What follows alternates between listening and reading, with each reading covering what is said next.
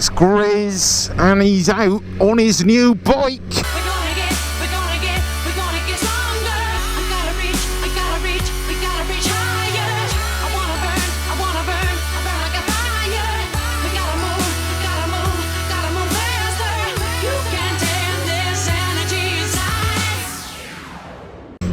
It's the BMW S1000Rr. There's too many R's, but it's the double R. 2010 BMW S1000Rr. Yeah, I've gone with a cheaper bike, gone with a cheaper option. I decided to keep some of my money in my pocket. When I bought the Ducati, it was beautiful, it was lavish, it was very cool. But I've decided to go with my head instead of a full-on heart purchase. Yeah, I was gonna buy a new one. I was gonna buy like a 2017 or, you know, the oldest 2015 BMW, and I just started thinking about it all and thinking about my experience with the Ducati and how I like to ride all throughout the year.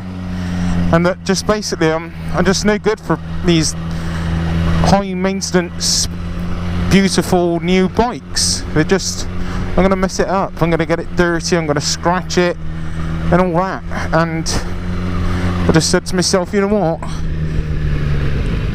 the new BMW is an amazing performing bike, but so's the old one, really. Alright, I've not got the electronic suspension. Let's talk about the electronic suspension.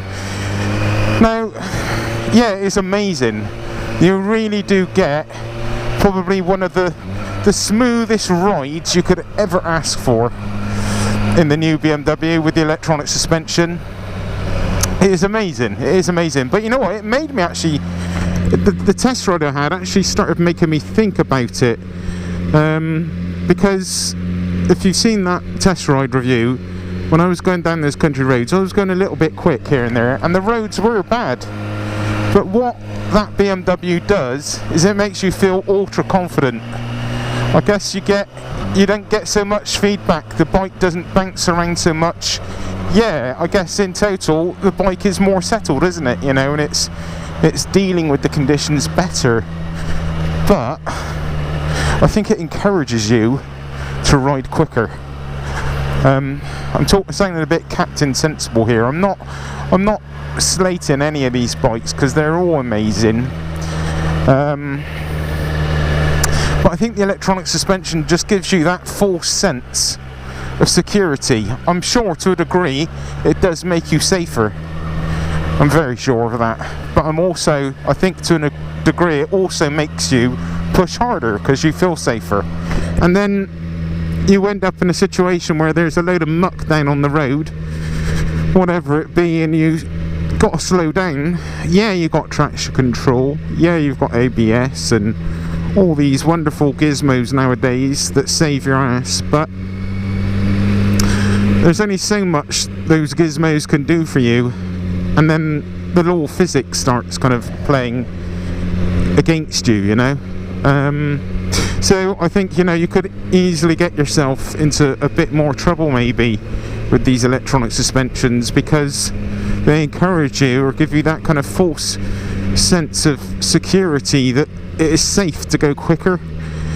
Now, so from that standpoint, I don't really miss the electronic suspension because I think without it, I mean, this suspension is great. This is my first proper ride on it, so there's no real great reflection yet, and I can't really give you a hand on heart honest opinion on it yet because I've literally just started riding it.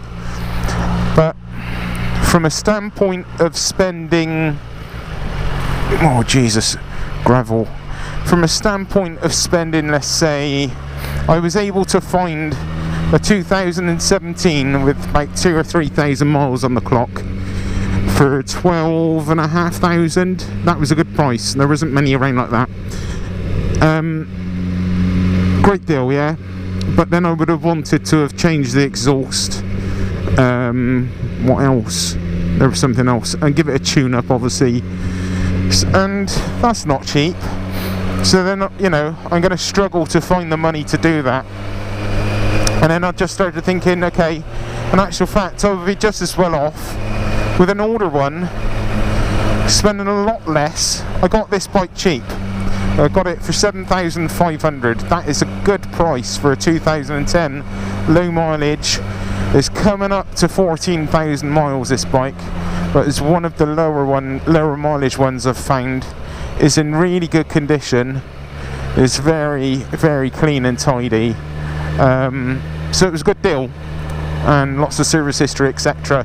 So Grizz found a good deal, and it leaves me freer to spend a bit if I wanna put an exhaust on it. If I wanna kind of mess around, put a bit of carbon fibre on it, you know, do some bits and pieces. It's no sweat, you know. Insurance is cheaper.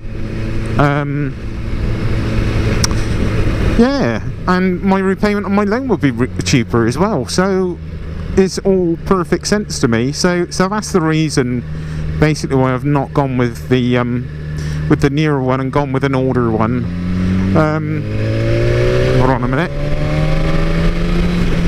Other things, I mean, you know, when you compare the old to the new, yeah, this is not as good as a bike as the new one. I'll give it, okay, is a given, but it is not far off as powerful, if not actually just as powerful. So you can't really argue with that. And what am I using the bike for? You know, I'm just using it on the road for a little jaunt around in my spare time. I'm not doing track days. I'm not like pushing it to its limit. I'm not like, I'm being courteous to horse riders. How courteous of me.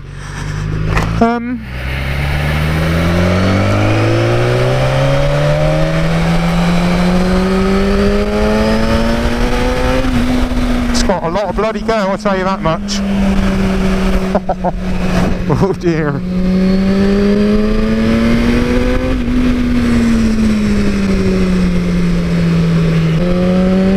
And also, this is a little bit more confusing to ride because it's got the quick shifter up but nothing going down, so I've got to manually go down. Now I've got a couple of kind of ways of looking at that. I actually quite like it because when you're using the quick shifter, it's great or auto blipper to go down. Yeah, it's lovely.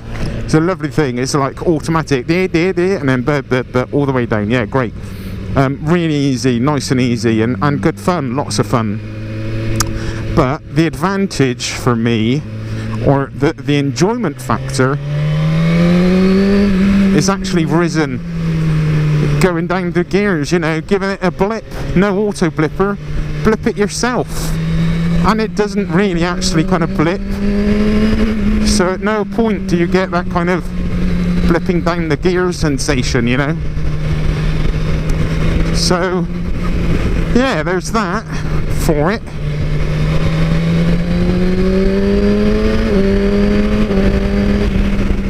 She is not slow. Actually, the suspension is very good.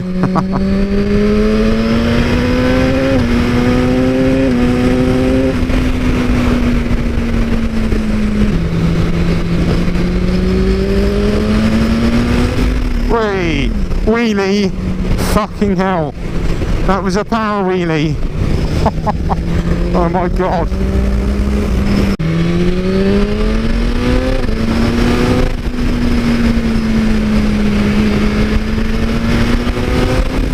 Little wheelie, just pulling off. Yeah, there's no slouch, this thing. No slouch at all. See, I can have just as much fun on this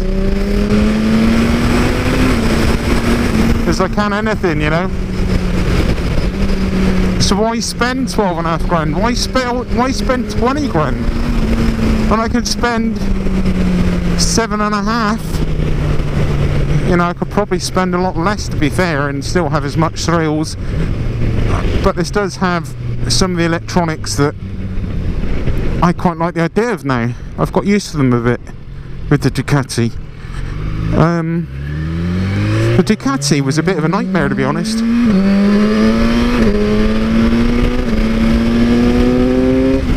I guess riding this now, there's a bit of a lull in the throttle response.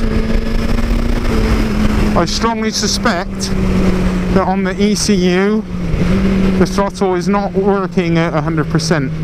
So in other words, when you open the throttle, it doesn't match the exact throttle opening. Now that could be sorted with a flash. And the beauty is with this bike as well, it's like 7-8 years old. I haven't got to worry about warranty. I could go get it flashed. I'm not invalidating anything. There is a little bit more vibration, I guess, through the handlebars as well on this bike. Brakes are phenomenal. Nothing wrong with those brakes at all. Mid-range power is nice. 5th gear. 5,000 revs. Pulling very nicely. Gearbox is a little bit more mechanical than on the newer one, but it's not bad. Quick shifts in very positively, very positive quick shift change. I'm giving you a review here on my first ride, which isn't actually a very good thing to do, to be honest with you. So let's not do that so much. Let's go back to why I got rid of the Ducati. Why did I get rid of the Ducati? Well, slow down Grizz. And part of the reason I got rid of the Ducati was that I wasn't happy with it because I'm going to dish the dirt. Now you Ducati Panigale owners are probably going to not like me for this, but I'm going to talk honestly. I loved it. I'm glad I had it from a standpoint of wanting a bike that I always wanted, or having a bike I always wanted, sorry. But there were certain things like the paintwork was so thin and soft. It was super easy to scratch, and like I found 2 stone chips on it before I sold it on the morning I was cleaning it, and they were tiny, they were minute, but it was white underneath, white paint or something white. I guess white paint, like a white primer.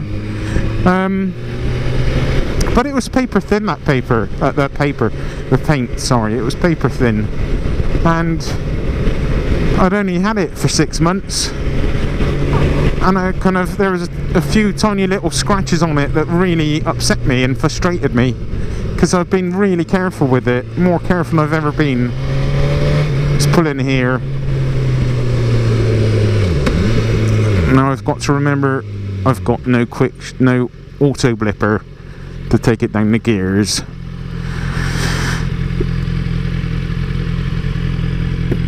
Let's have a little look-see. I mean, there are certain things about the Ducati, like the side stand where pain is nice and easy on this. Ooh, wet. Let's give it a rev up.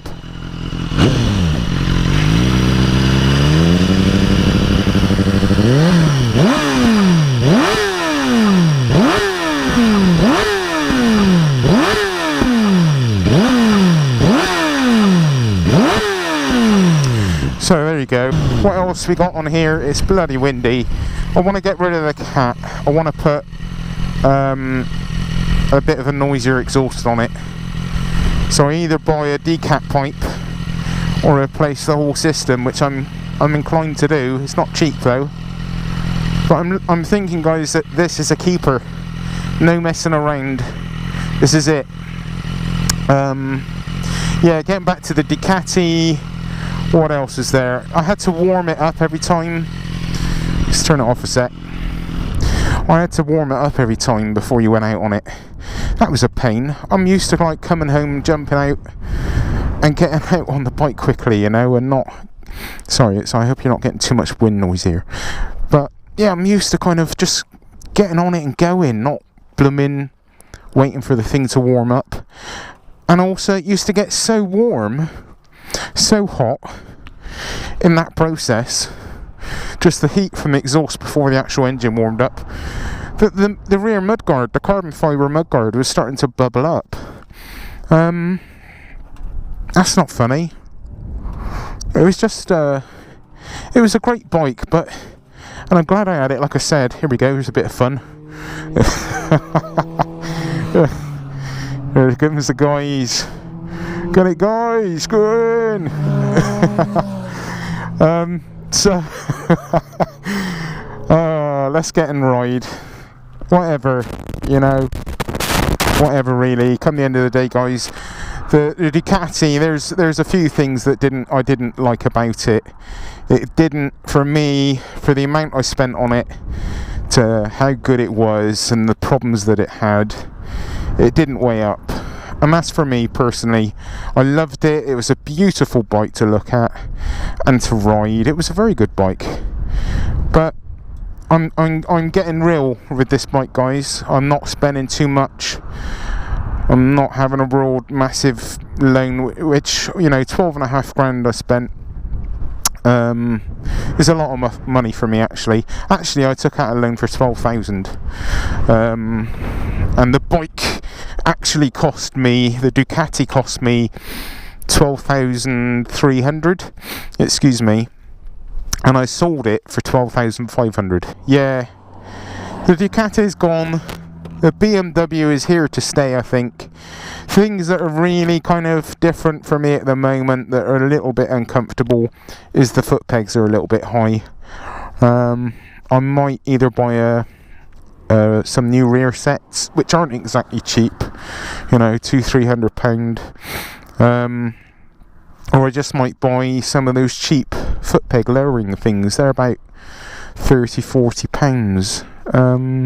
So yeah, we'll see. Right, let's go ride. What I want to do now is what you're probably going to see at the beginning of this video. I want to park up somewhere not so windy and do a reveal video, which I'll either make a separate video or it'll be at the start of this video. But I'm thinking, for how long this video is, it'll probably be a different video. So anyway, let's go and have a bit more of a ride. Yeah, so now I'm just trying to work out really what to do. Do I go with a decat and do a crude cutting of the downpipes to put a decat pipe on, or do I go a whole new system? I could get an Acaprovic system, a whole new race system, for I think it was 1,200. Not cheap, but would be good, wouldn't it? Yeah, then I'd have to go with an air filter, probably some block off plates to keep things nice and true, and go for a